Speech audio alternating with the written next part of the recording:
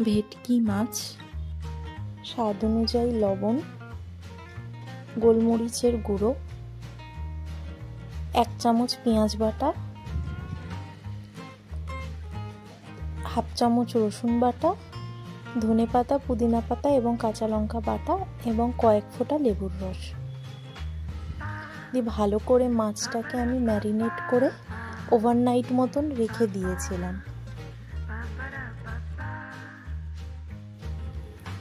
এবার ম্যারিনেট করা মাছটার মধ্যে আমি সামান্য কর্নফ্লাওয়ার দিয়ে মাখিয়ে রেখে দিয়েছিলাম।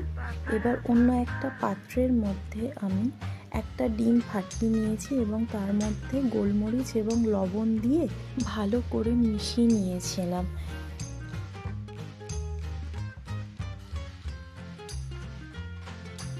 এবার আমি ওই ম্যারিনেট করা মাছগুলো প্রথমে একবার ব্রেড ক্রাম্বের মধ্যে রোল করে নিয়ে তারপরে এটাকে এগ ওয়াশ করে আবার আমি একবার ব্রেড ক্রাম্বে ভালোভাবে কোট করে নেব।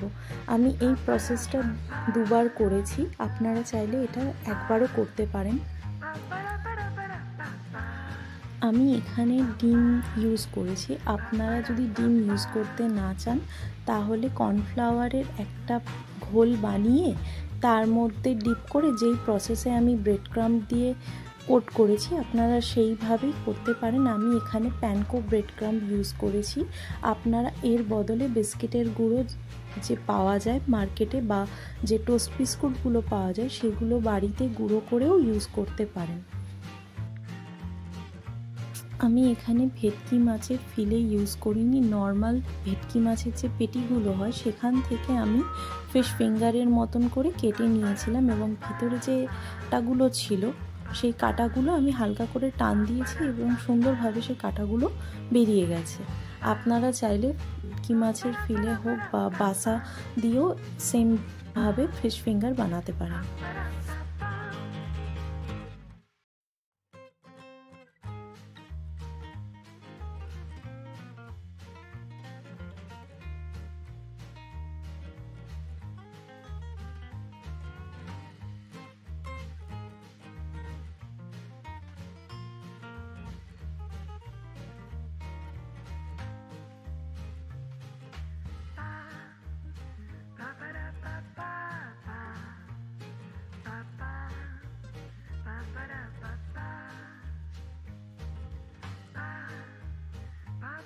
আমার এখানে সমস্ত ফিশ ফিঙ্গারগুলো ব্রেড ক্রাম্বে কোট করা হয়ে গেছে।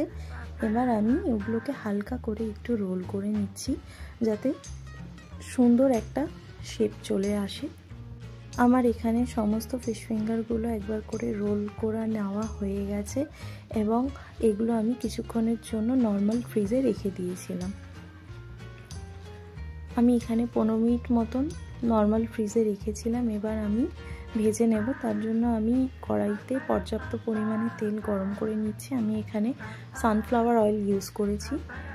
ফিঙ্গারগুলো দেওয়ার আগে আরেকবার হাত দিয়ে চেপে তারপরে আমি সমস্ত ফিঙ্গারগুলো তেলের মধ্যে দিয়ে দিলাম।